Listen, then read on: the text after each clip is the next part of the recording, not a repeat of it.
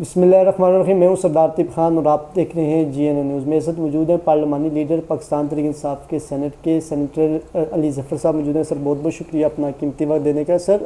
تمام قائمہ کمیٹیوں سے عمران خان صاحب نے استعفوں کا کہا ہے اور آج ہم دیکھ رہے ہیں کہ آہستہ سے سب کی طرف سے استعفے آ رہے ہیں، تو کیا کہیں گے کہ کیا قائمہ کمیٹیوں سے استعفوں دینے سے جو ہے وہ حکومت پر کوئی پریشر پڑے گا ان چیزوں سے؟ جی، پریشر سے زیادہ میرا خیال ہے خان صاحب کا جو مقصد تھا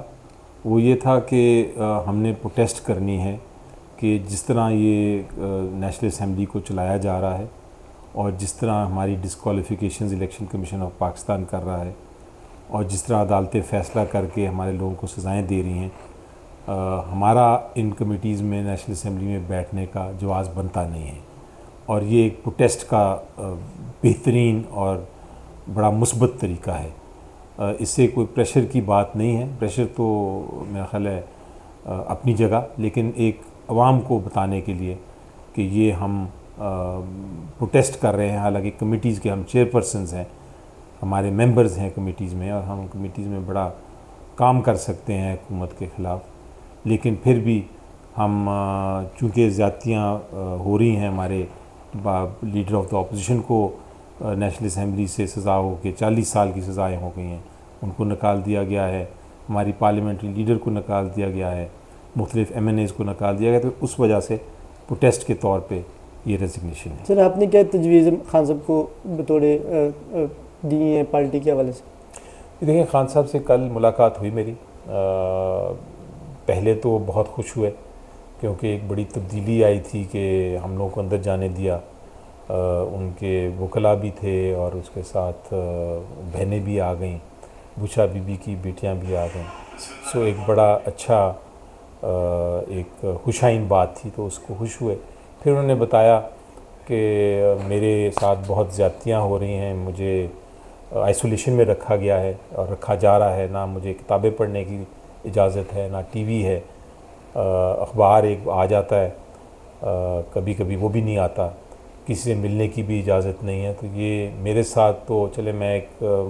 مرد ہوں، میں برداشت کر رہا ہوں، میری وائف کے ساتھ بشرا بی بی کے ساتھ بھی یہ ہو رہا ہے، اور انہوں نے کہا کہ آپ لوگ اس کے اوپر کوئی ایکشن لیں۔ تو ایک تو یہ بڑا اہم انہوں نے پہلے گفتگو کی، اس کے بعد پھر سیاسی معاملات پہ باتیں ہوئیں، قانونی معاملات پہ باتیں ہوئیں۔ سیاسی معاملات پہ سب سے جو اہم بات ہوئی وہ ہوئی کہ کیا ہمیں الیکشنز میں، بائی الیکشنز میں حصہ لینا چاہیے کہ نہیں۔ انہوں نے پہلے بھی ایک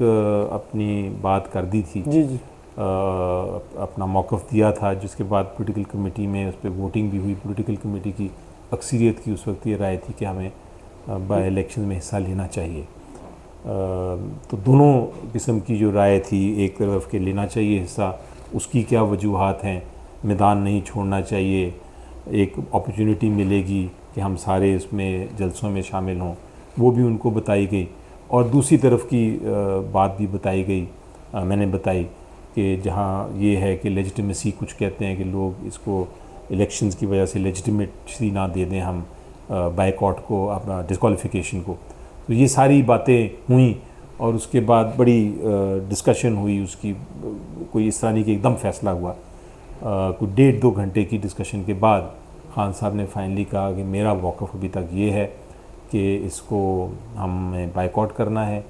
ان الیکشنز کو جہاں ڈسکوالیفیکیشن کی وجہ سے بائی الیکشنز ہو رہے ہیں۔ صرف 129 لاہور میاں اظہر صاحب جو فوت ہوئے، صرف ان کے سوائے ان کے وہ چونکہ وہ ڈسکوالیفیکیشن کی وجہ سے نہیں ہوئے، وہ چونکہ فوتگی کی وجہ سے ہے، جہاں جہاں ڈسکوالیفائی ہوئے ہیں وہاں وہاں الیکشن نہیں لڑنے۔ اور انہوں نے کہا کہ کل آپ آج ہی جا کے تو یہ میرا موقف پیش کریں،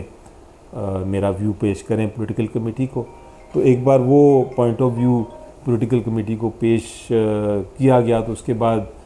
صاف ظاہر ہے کہ پولیٹیکل کمیٹی نے پھر یونینیمسلی یہی فیصلہ کرنا تھا جو خان صاحب کا فیصلہ ہے، تو یہ فیصلہ ہو گیا۔ سر سینٹ میں پہلے اعظم سعد صاحب کا نام تھا، پھر اس کے بعد ابھی جو فائنل نام ہے علامہ راجہ ناصر حسین صاحب، اور اس کے علاوہ اپوزیشن اسمبلی میں اچکزئی صاحب کا نام۔ تو یہ اس حوالے سے خان صاحب نے سنا، یہ کہا ہے کہ وہ اپنی پارٹی کے نمائندے اس وجہ سے نہیں چن رہے کیونکہ ان کو پھر 9 میں کے کیس میں ڈال کے نائل کر دی جائے گا، تو کیا آیا یہ باتیں درست ہیں؟ جی انہوں نے یہی کہا ہے ان سے جب یہ بات انہوں نے اچکزئی صاحب کی بات آئی تو اچکزئی صاحب کی بات پہ میں نے ان کو بتایا کہ کچھ لوگوں کا جو خیال ہے کہ یہ پی ٹی آئی سے ہونا چاہیے، تو انہوں نے کہا کہ اس کا پی ٹی آئی کے ساتھ ایشو نہیں ہے، ایشو یہ ہے کہ میں نہیں چاہتا کہ کل کو جو لیڈر آف دا اپوزیشن بنے اس کے خلاف بھی مقدمے ہوں اور اس کو پھر جیل میں جانا پڑے، کیونکہ جو آواز اٹھائے گا اس کو جیل میں جانا پڑے گا۔ تو یہ اچکزئی صاحب جو ہے وہ ایک جماعت ہے، ان کے خلاف کوئی کیسز بھی نہیں ہے، اسی طرح ناصر صاحب ہیں، ان کی بھی اپنی جماعت ہے، کوئی کیسز نہیں، تو وہ ایک پروٹیکٹیو میجر انہوں نے ایک حفاظتی تدابیر کے طور پہ پی ٹی آئی کے لوگوں کو نہیں کہا۔ ویسے بھی انہوں نے کہا دیکھو جو لیڈر تھے ہمارے اپوزیشن کے ان کو تو ہٹا دیا گیا ہے، دوسرے آئیں گے ان کو بھی ہٹا دیا جائے گا، تو یہ ان کی اسٹریٹجی تھی۔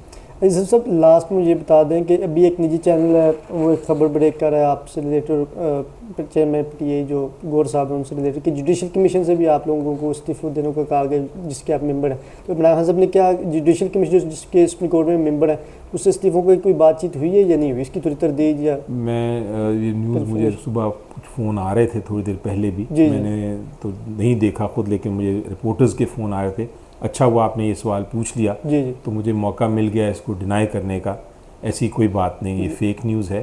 غلط نیوز ہے۔ تو آپ اپنے